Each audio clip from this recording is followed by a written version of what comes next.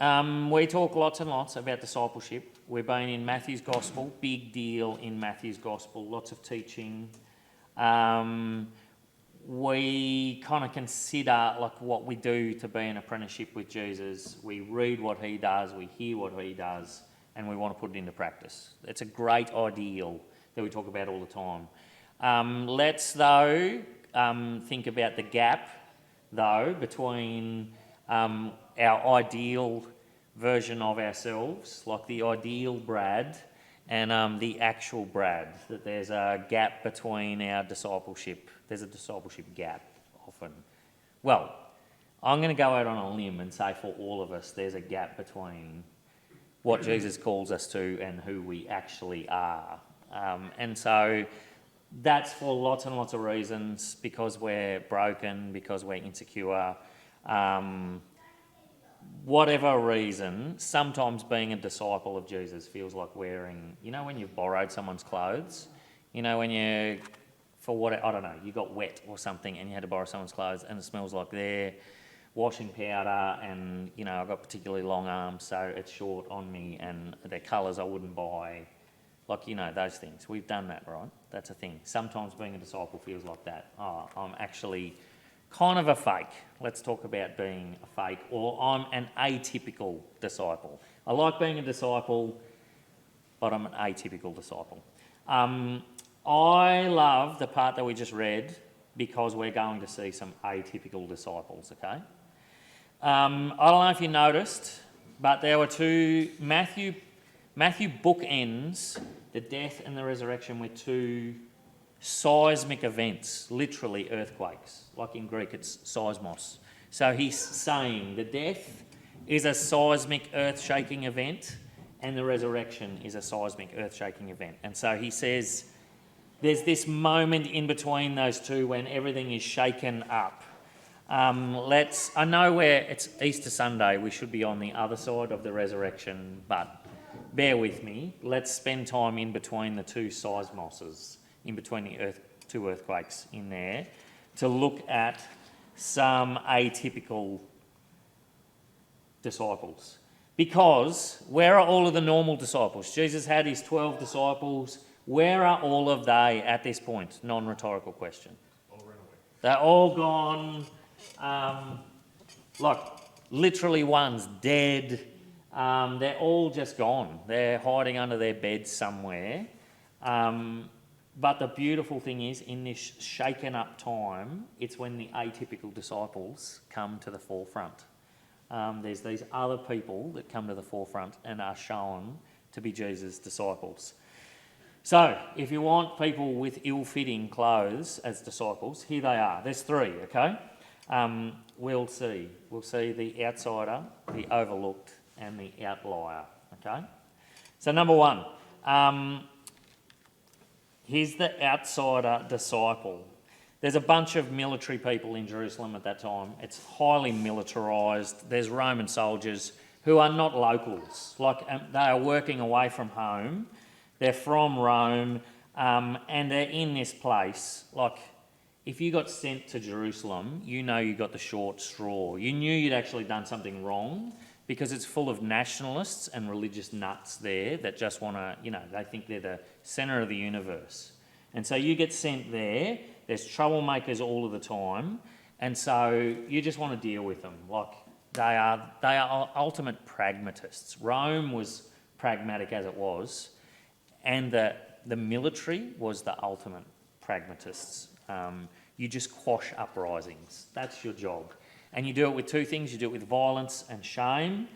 And you do, you know, Good Friday's just a normal Friday for a Roman soldier, getting rid of religious and nationalistic nut jobs, okay? And so, we read in Matthew's Gospel, they mock Jesus, they spit on him, they strip him. We go, man, that is so nasty, but understand what they're doing. That's what you do. You want to scare everyone else that might try and do something like this too, so you can get on with having a quiet post in Jerusalem. So they're actually kind of just doing it. It's a normal day for them. And then there's a bunch of soldiers hanging around with Jesus. Again, They're just doing what they're meant to do, making sure the crucified dude stays crucified, dies, and then we can knock off for the day when they're all dead, okay? But then it gets weird, right? So it gets really dark. That's one thing. It's dark for a few hours. You're crucifying this bloke. And then there's an earthquake. And remember, for them, like we go, oh, well, that's the tectonic plates shaking. We know all of these things. For them, things like this, darkness and earthquakes, you go, there's like, this is a supernatural thing happening right now. And rightfully so, because it is a supernatural thing. We can read that back and go, this isn't just tectonic plates and, dark clouds. And so there's this real palpable thing happening. Look at chapter 27, verse 54. I want to say the first weird, odd, atypical disciple. When the centurion and those who were with him, keeping watch over Jesus, they're doing their job, saw the earthquake and what took place, they were filled with awe and said, truly, this was the Son of God. Now, remember, these blokes aren't Jewish. Like they don't have any script like that at all. They're pagans, they're Gentiles, they're intruders. They have no interest in, Old Testament prophecies or anything like that. Maybe to call this bloke a disciple is a stretch. I'm stretching a long bow. But understand this, when all of the actual disciples who had been schooled again and again and again, warned that Jesus' death would be meaningful, they were told that again and again, when they're all in hiding, who is the first person that declares that Jesus' death was meaningful? Who is his witness? When Jesus can no longer speak, who speaks the truth on his behalf in that moment? An outsider, a Gentile, a brute, an enemy, a Roman centurion. It's a beautiful moment, isn't it? It's a beautiful moment if you're an Australian brute, Gentile, pragmatist, like we are generally, that here he is, welcomed in, atypical disciple. Second lot of atypical disciples. 12 disciples followed Jesus around. We think of them on tour for 3 years, like an extended camping trip. But we know that's actually not the case. You can imagine 13 blokes touring around the countryside trying to organise a ministry. It wouldn't go well. And so, no, they have an entourage of people. It's actually quite bigger than that, of this ministry that's following them around. People who donated and looked after the practical parts of the ministry. In this case, we're told who they are in verse 55. This is at the crucifixion scene. There were also many women there, looking on from a distance, who had followed Jesus from Galilee, ministering to him. And so understand, these are disciples as well. They've been there the whole time. If the centurion is an outsider, these are insiders who have been there the whole time. They've just kind of been overlooked. They're just not... We don't get any questions, no interactions recorded, which I'll say is a grace. Because if you're a disciple following Jesus around and you ask Jesus a question, oftentimes you look stupid. So, like just saying, there's a grace in not having your questions recorded in the Bible, I think. But here's these people, a group of people who are there through thick and thin. They're named in verse 56, among whom were Mary Magdalene, Mary the mother of James and Joseph, and the mother of the sons of Zebedee. They're all women.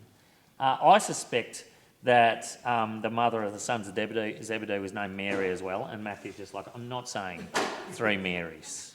Like, that's crazy. So they're there for the crucifixion. They are there when everyone else is gone. They are there. But they are there as witnesses of the burial as well. Verse 61, Mary Magdalene and the other Mary were there, sitting opposite the tomb as that. They are watching it all unfold. Notice what they are bearing witness to, that Jesus is actually dead. That he didn't escape. He didn't just pass out. He's dead. We saw it. They are faithful witnesses during that dark, confusing time when Jesus was dead. I'm sure they didn't understand, but just wanting to be close just wanting to be there somehow the whole time. And then in chapter 28, verse 1, now after the Sabbath, toward the dawn of the first day of the week, Mary Magdalene, the other Mary, went to see the tomb.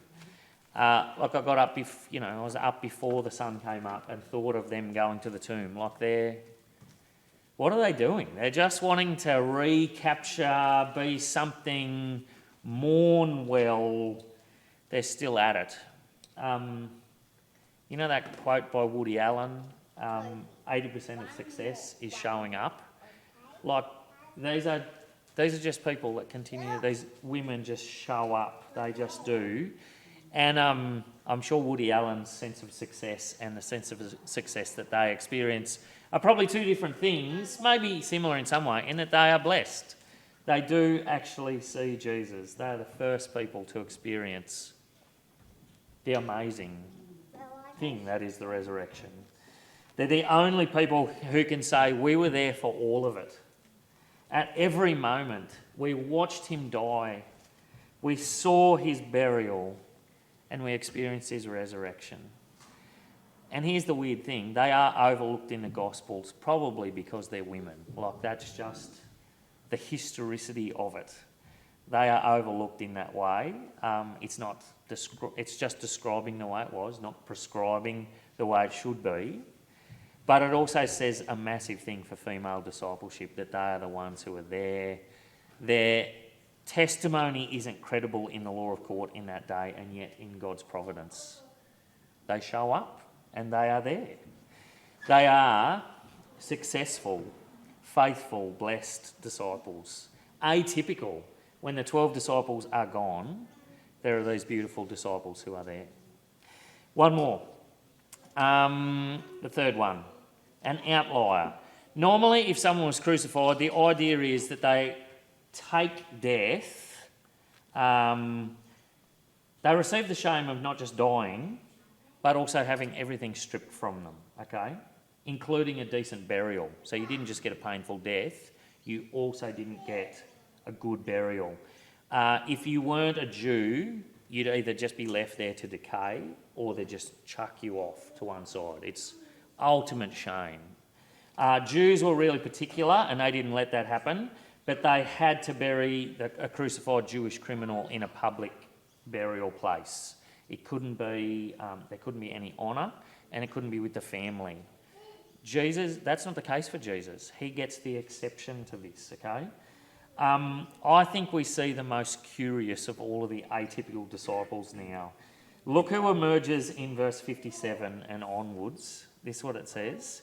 When it was evening, there came a rich man from Arimathea named Joseph, who was also a disciple of Jesus.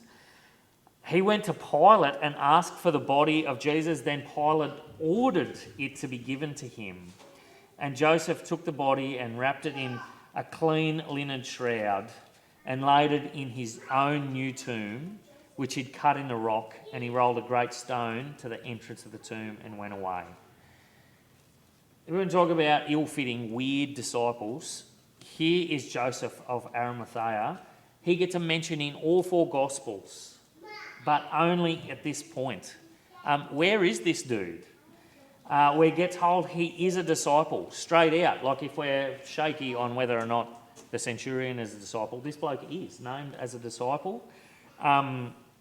He's a member of the Jewish council, we're told, in one of the other Gospels. So he's there with the bigwigs during, all of the discussion about what they're going to do with Jesus. We're told that he's rich. Like, that's already a flag for people who aren't generally disciples of Jesus. He has clout. He is able to go and see Pilate and get the order to take down the body and go and do with it what he wants. He has a tomb. So get this, new doesn't mean as in, I just had this carved out this week. It means that there's no other bones in there. The rest of his family isn't in there. And so he has this on the outskirts of the capital city. Like, this is all really bizarre, to be honest. And so he's this bloke. He bucks every trend as a disciple. He's rich, he's powerful, he's part of the elite. Like, none of this is what Jesus has affirmed in a disciple so far in the gospel. And I think we want to go, like, at best, well, you played your cards really well, Joseph, in not sticking your head up. There's another part of us that goes, Joseph, you're a cow. Like, where have you been during all of this? Why haven't you spoken up? Why haven't you used any of this previously? Now that he's actually dead, you walk forward. There's part of me that thinks that. Yet here he is. When everyone else is gone, he takes a risk. He goes against the law of the land. He uses his clout and his wealth, and he buries Jesus with honour. And as a sign that I need to stop preaching, the end of my sermon isn't here. Amen. No, let's close this. Let's close this. Like, I wrote this. I should be able to remember it. This is my printer that didn't print the last, 2 pages. No, I can't do this. Is it on your laptop out there? It's in my ute. Oh, this is so bad. You are really just meant to wing what comes into your mind. End it on a cliffhanger. Just finish this. If you put some... No, it's not going to print now, Sean. What did you have? 3 disciples? 3 atypical disciples. And let's look at this. What do you need? Yeah, my backpack out of my ute. It'll be too late. Just fine. I'll just finish it. Go with what's on your heart. Do we know any more about Joseph? Land Share from my heart. this aircraft with a cobra in the cockpit. with a civilian in the cockpit. Okay, let's do this. Oh, here it is. Number 1 then. If the centurion is an outsider, no matter, we all think of ourselves as outsiders. Like, when we are at our worst, when we are at our most doubt-filled, we feel like that. And yet, here is the bloke that does. I think that's a beautiful picture of the one who declares who is the Son of God. I think that he's probably got really poor theology. He's not fully formed. Who knows whether or not he goes on? Does he ask? Well, I better find out. We don't know. And I think there is also something in that makes us go, there's a bunch of people that you would write off as disciples, and yet this is someone who's called in. So we get the outsider. We get the outsider who is called in. We get the overlooked. Oftentimes, so this is for people who go, I just do the behind the scenes stuff. I'm not up front. And I think this affirms that that's good. That is good and true and right. And these are people, women actually, who have served behind the scenes for 3 years. In Luke's Gospel, we're told that they actually provide out of their own purse. So who bankrolled Jesus and his disciples touring around the place? It was the women. We're told one of them is the household of Herod. There's people who do the stuff behind the scenes, the plurality. And so that's part of discipleship. The third one. I feel like it is a little unfair to call him cowardly, because if Joseph had stuck his head up and got crucified with Jesus, there would have been a part of the story missing where Jesus is buried well, where he is shown to be dead, proved to be dead. And so I actually want to go, no, at the right moment, he did the right thing. He did give extravagantly, this could be the prosperity gospel where I say, you all need to give generously because Joseph did to my ministry. But no, I think he used what he had at the right time, that there was a time to be able to do that. He used his influence and his wealth and what he had at that time for something that was truly beautiful in the seismic part of this story. So, to finish, there was a part. No, this is why you have notes. This is why you write a sermon. No, it's gone. This is why you get good printers as We're well. applying those three Yeah, examples Thank of you. discipleship, yeah. and that's applied to us in some way. The gospel somehow, goodness, Yes. undeserved, Maybe that we're different people. different and we can't be judging what other people look like. We all are different. We don't all have to be the same type of people. Oh, here's what yes. Here's what I wanted to affirm. That there is always going to be a gap.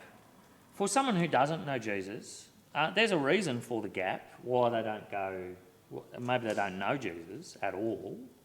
Maybe they go, well, I can't ever be that. Maybe that's the sort of person I don't ever want to be. For whatever reason, there's that gap that exists between being a disciple and who you are. For us, there is always a gap between ideal Brad, who, rises early and prays piously, and the Brad who sleeps in and is cranky at everyone in his household. There's an atypicalness between that, but I guess I also want to go, well, I think that's really normal. I think that's actually really normal. And here is where I wanted to finish, actually. Let's go to the other side of the second seismos, other side of the earthquake to go resurrection. This is where I finished, actually. The resurrection means that we have resurrection life coursing through us. And we can go life to the full, like in my wildest dreams, that is me doing everything I want to do and being the most self-actualised human there is. But that's not the case. Jesus does give us good things, definitely. But actually, what does resurrection life look like? It looks like when I'm wearing the sloppy clothes that don't fit me, I am still genuinely, actually a disciple. That's what resurrection life looks like. When we're at our worst, we are still a disciple if our faith is in Jesus. When it's mustard seed small, we are still a disciple. That's where I wanted to finish. There is resurrection power in being a disciple, in our atypicalness. Which is our